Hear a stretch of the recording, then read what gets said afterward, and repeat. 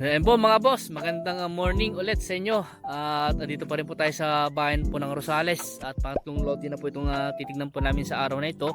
So itong nakita niyo pong daan, ito po ay Barangay Road. Yan na po yung highway. Yan po yung highway. So nasa mga estimate ko, nasa mga 200 to 300 meters po yung layo po niya sa National Highway Pangasinan Nueva Ecija Road. So kita niyo may mga sasakyan po dumadaan. So itong property po na ito ay grabe. May kamahalan yung price, pero itatry din po namin ibenta. Itatry lang po namin ibenta, baka sakaling may magkagusto. Seller price na po yung ibinigay na po namin price po ng property na ito. So itong property po na ito ay mayroon pong sukat na 15 hectare po, more or less. O sabi po nila sa amin, source po namin, kulang-kulang 15 hectare daw. So sabihin natin 15 hectare more or less na lang po ito. At meron po itong bahay, ano po siya, 3-story po na bahay, sabi ng source po namin. At ito grabe maluwang po siya, maluwang. Yan, kung nakita po niyo yung mga yan, lalagpas po doon yung 14 hectare. So dito po sa property nito, meron daw po sariling daan dito sa mga side. So sa pa rin po ng property po yung daan po na yan at yung daan dito. So sasabihin ko na po yung presyo po ng property na ito. Kakarin ko na lang, boss. Sasabihin ko na po sa inyo yung presyo ng property na ito. 100 million. 100 million po sa 15 hectare more or less. Dito po sa bayan po ng Rosales, Pangasinan. Ayan. At ito nga po ay hindi ko masasabi kung negotiable pa po yung price. At kung gusto niyo pong kausapin yung mismong may-ari about sa price, at kung tatanungin niyo po sa akin kung magkano yung last price, hindi ko rin po masasabi. Yun nga po sabi ko sa inyo, nakadepende na lang po sa seller kung pababawasan po niya o kung negotiable pa po yung price po niya. So sinabi na po namin sa inyo yung presyo ng may-ari, 100 million po. Ito nga pong property na ito ay agricultural lot. At ayan po, mga palayan po siya. May mga iba't ibang puno rin po nakatanim. Marami po itong mga puno nakatanim po dito ng mga fruit bearing na po siya. At meron po itong 3-story na bahay. May power line na po, sariling kuryente po niya, may sariling poste, may sarili po siyang yung tawag doon yung may sarili po siyang kuryente. At ang source of water po niya, deep well na nakatangki daw po, naka electric pump. So hindi ko lang po sure kung aabot po yung property dito sa may tower na yun. Kasi dyan po sa part po na yan meron daw pong firing, pero hindi na po hindi daw po kasama yung firing. Ayan. So punta po natin yung kanyang bahay. At andito po tayo ngayon sa gate po ng bahay. At ito na po yung kanyang bahay na 3-story daw po. Ayan. 3 palapag po na bahay.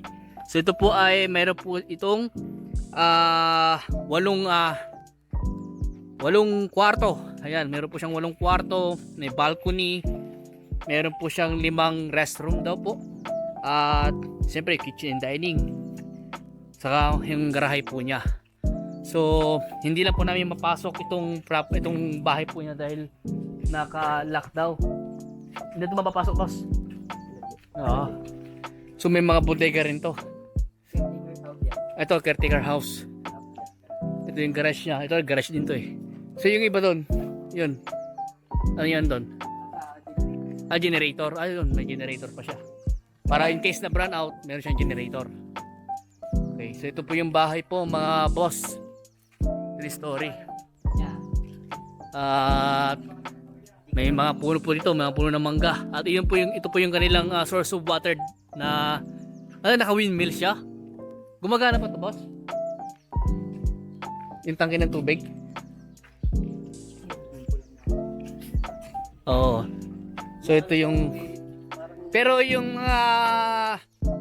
yung mga gamit sa loob ng bahay hindi kasama. Hindi kasama sa benta yung mga gamit sa loob ng bahay. So itong bahay lang. Tapos itong lupa ang binebenta po. Ayan. So dito sa part na ito, makikita nyo po dito yung Mount Amurong. Yan po ay sakop na po ng bayan po ng kuya po. So dito po yun sa kanyang likod. ipapakita ko po sa inyo dito naman.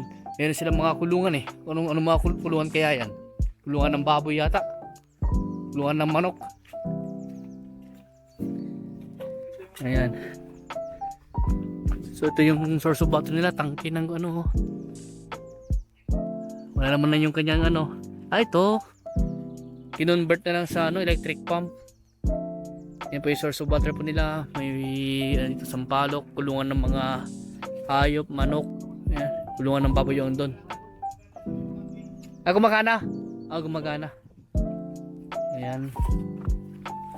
So itong property po na ito ay talagang more on farming po yung property na ito. At yung bahay po niya kailangan pong mapinturahan. Pintura, kung ano po, di namin mapasok sa loob po eh. Para ma-check po sana natin kung ano yung mga nasa loob. Kung ano yung mga design sa loob ng property. So yung kanya yung balcony. Ayan. So ito po yung the rest po ng property. Ibang mga portion po ng property. Ayan. Sa ngayon po nagbubungkal sila ng nag-aararo sila ng bukid. Siguro dry seeding din po 'yan. So, hanggang doon pa po 'yan siguro, hanggang doon sa mga kahoy po na 'yan, yan yung boundary po siguro. Tapos hanggang doon siguro sa may umuusok na 'yon. Umano na po siya. Yun yata yung firing eh. Kasi may sasakyan doon, no. Yun yata yung firing. Pero hindi daw po kasama sa bentahan po yung firing. So nasa mga kulang-kulang 15 hectare daw po ito ang binibenta. Tapos 3 titles daw po siya na TCT Torrens na po yung titulo. At ang maganda po doon ay buhay pa po yung nakapangalan sa titulo. Ayan. Yan. So mga gusto pong puntahan tong property na ito at gustong i-view, mag-schedule lang po tayo para masamahan po namin kayo. At kung yun nga po yung sa price, kung gusto niyo po i-negotiate, yung mismong may-ari na po yung kakausapin natin. Ay, may ma-aircon pa oh. Boss. Ayan. So meron silang grotto dito. Tapos ito duyan. Ayan, duyan niya mas na. Ayan. May mga tanim pa silang mga sili dito. Tapos yung papaya. Ayan. Ito yung balcony po niya. Okay. Ang property po nito ito yata yung pinaka-peak niya, ito yung pinakamataas na part na po ng property itong bahay na to. Anong tawag dyan po so? Anong tawag dyan? Transformer yan, may sarili siyang transformer. So ipapakita ko yung kanyang generator. Grabe laki ng makina ng generator oh. Makina naman ng truck ng generator niya. Ayan, makina ng truck. Ayan po. Ayan. So hanggang dito po muna. At maraming salamat po sa inyo lahat at God bless.